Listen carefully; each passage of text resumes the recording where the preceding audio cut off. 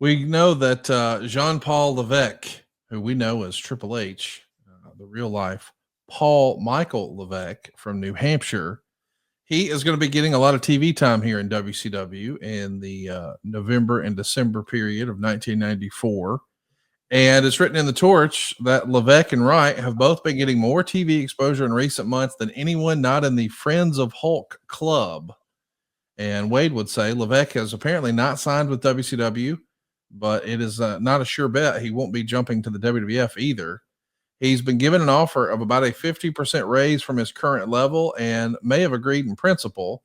Their offer is probably below what he would average in his first year or two in the WWF, but it's possible that unless WCW ups the offer to around the level of his partner Steven Regal, which is said to be between 100 and 150,000, that he may back out of signing with WCW.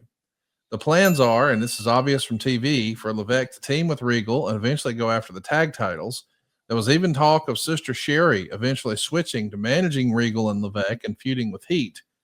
As far as management goes, they're high on Levesque. Sources say he may not get an offer from WCW that will keep him from looking at other offers. And despite all these negotiations, no one seems to be saying that he's like going to be a big money draw.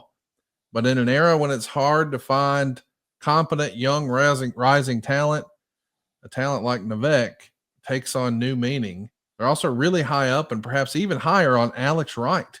They think he could be a superstar within his first year. He's going to have a bigger push in the coming months, and his strengths are his athletic size, his ability, and his looks. But his weaknesses are his interview, his selling, and his transitions.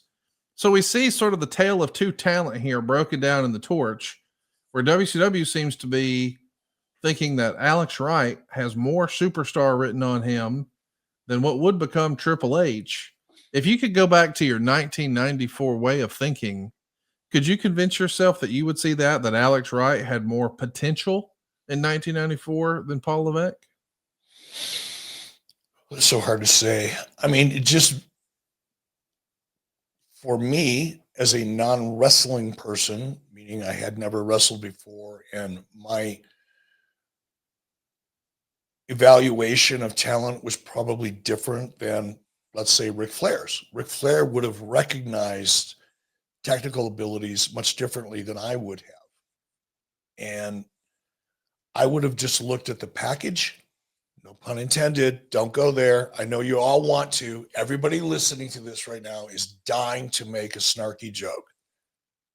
It's obvious. It's juvenile. I'll save you the time.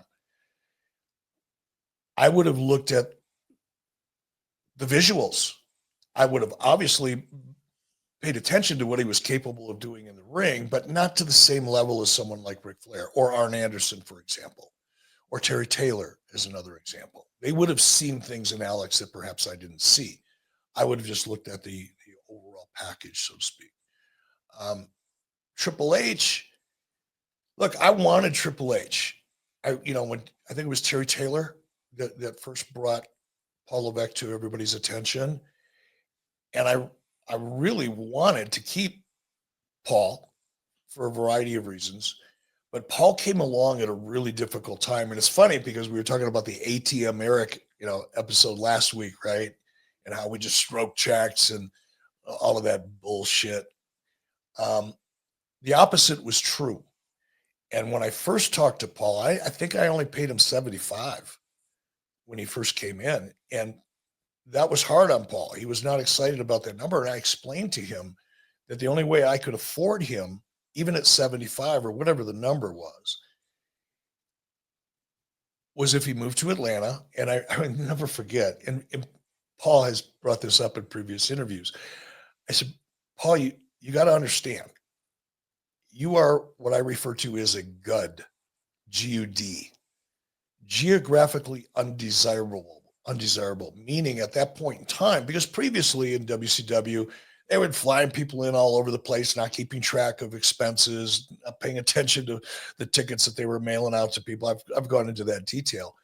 And around the time that Paul came into WCW, I was focused on saving money, not spending money. I had a very, very limited budget. And as much as I wanted to keep Paul, I couldn't. The budget just wouldn't sustain it. Now, one could argue, yeah, but you could have got rid of this guy and got rid of, but these people had contracts in place. It wasn't just as easy as trading one wrestler out for another wrestler. But contractually, I didn't have the budget. WCW didn't have the budget to really pay Paul what we should have paid him. Because again, I wasn't in charge of wrestling operations at that time completely. But as high as Ric Flair was on Paul and Terry Taylor was on Paul, and a number of other people were excited about Paul, we couldn't really pay him what he was looking for. And I think it's fair to say, I've never asked Paul this. I will someday, but I think Paul, much like Chris Jericho, Paul wasn't ready for WWE. I think Paul knew that. Paul was fresh out of Killer Kowalski's wrestling school and probably, wrestling some independents. I think Paul came to WCW to get the experience, to get the exposure, so he could ultimately get a shot at WWE, because that's what Paul grew up with. He grew up in the Northeast. He grew up on WWE.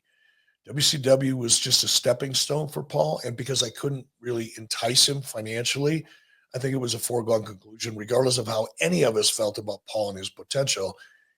He wasn't long for WCW. Now, had he come along a year or two later, that situation might have been different. And fortunately for Paul, the timing worked out really, really well, because look where he is today. Had he stuck around WCW, who knows what could have been or could not have been, obviously. But it worked out in the end for everybody.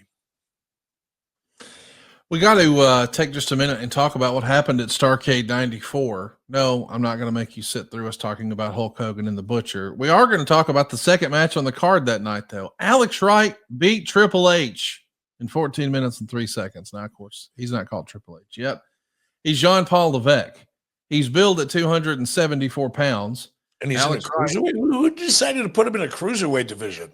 Well, here's what's even funnier. On commentary, he's billed at 274. Alex Wright is billed at 221. And Bobby Heenan, on commentary says, I think Levesque's got about 15, 20 pounds on him. I mean, it is interesting to see. Now, of course, the fans, they don't really understand who these characters are, so they're not getting a lot of fanfare or huge reactions coming out. But the match is pretty good. It gets a star and a quarter in the Observer. It actually gets 3 stars in the Torch. And it won the second best match of the night in the Observer poll. So it is a good showing in Nashville, Tennessee. You can see big improvement. That seems to be universal about both guys. But I do think it's interesting that as a footnote in history, Alex Wright will always have this. He beat Triple H at Starrcade, just like you beat Terry Funk at Starrcade. What a crazy stat that is, right? Take it to the bank, see what you get for it. But yeah, I guess he always has that. He can take that picture and have it framed and put it in his gym. Because I do believe I think he's got a wrestling school in Germany. He does. Yeah.